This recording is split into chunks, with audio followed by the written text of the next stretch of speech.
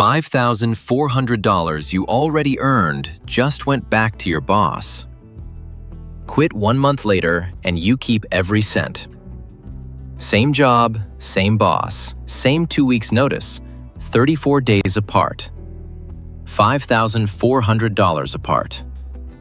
That money was already yours, sitting in your account. You'd watched it grow for almost 3 years. And on your last day, it quietly went back to the company. Here's the thing nobody tells you on your first day. That match they call free money? It isn't free yet. It's a promise with a timer on it. This is the catch. The free money clawback. Catch number 1. We've covered how fees eat almost a third of your returns and how the rollover call can cost you half. This one happens on the way out. And whether you've got an offer open in another tab, you're eyeing a retirement date, or you left a job years ago, this bites your last day.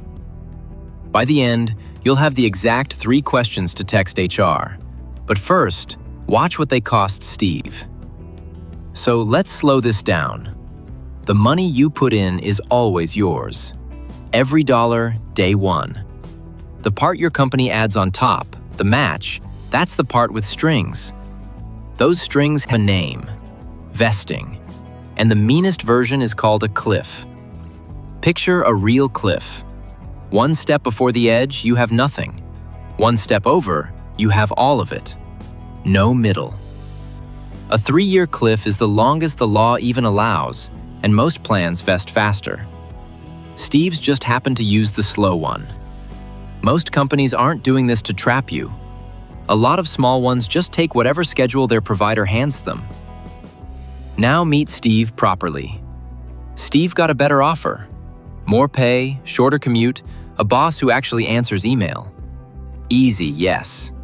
He gave 2 weeks, shook hands, felt great. And honestly, take that job. A bigger paycheck usually wins, and we'll get to when it doesn't. What Steve didn't check was the calendar.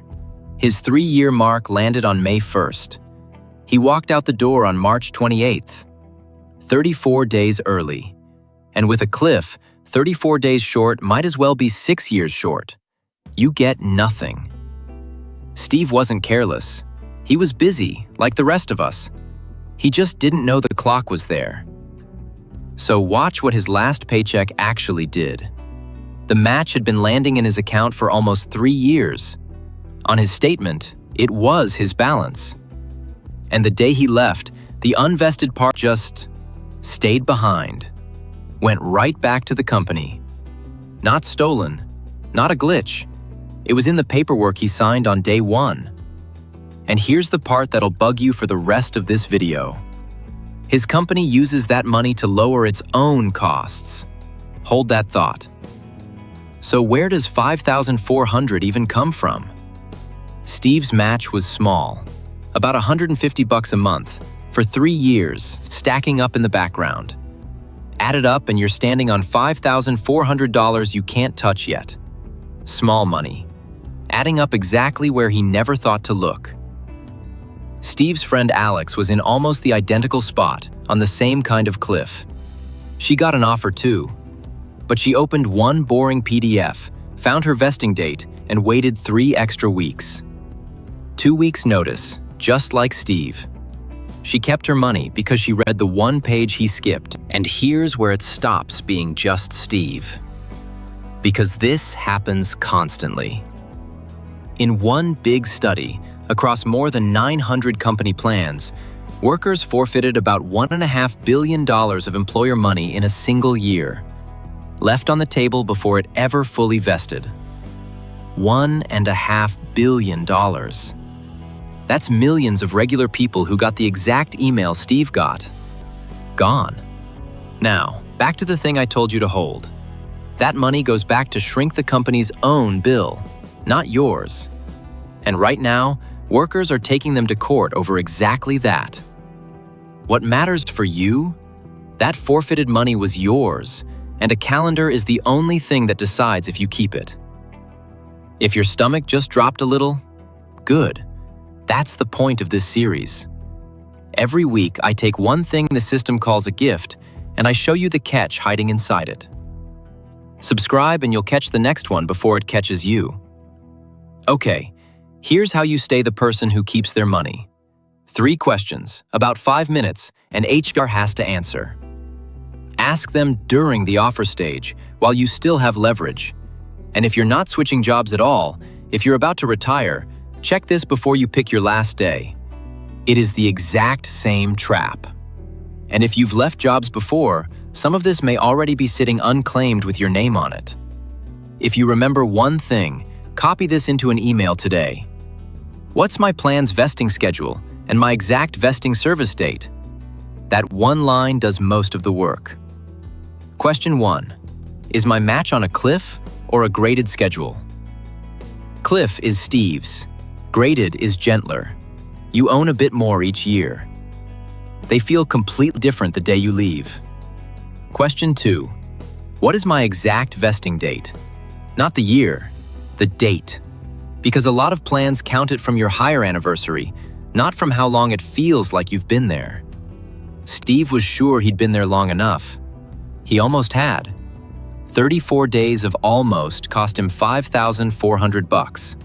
Find that one date. Then, if you can, leave the day after it, not the day before. Question 3. How much of my match is still unvested right now?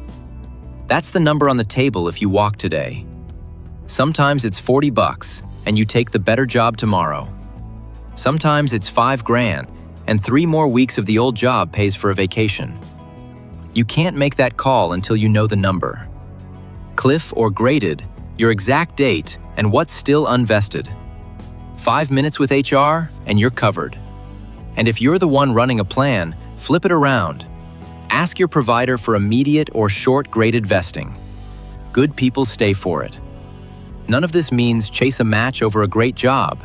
It means know the number before you decide. What Steve did was hand it back without ever knowing he had a say. And if you've already left a job, worth a 5-minute call to your old plan administrator. You may have crossed your vesting line before you left, or left an account you never rolled over and never known it. So that's catch number 1, the free money with a timer. Next week, a bigger one. A new law promised your overtime would be tax-free. Sounded like a raise. Then $12,500 of it disappeared before it ever reached your W-2. Same hours, same overtime. One of them keeps every dollar. The guy at the next desk watches his vanish. That's catch number 2 on the catch. I'll see you there.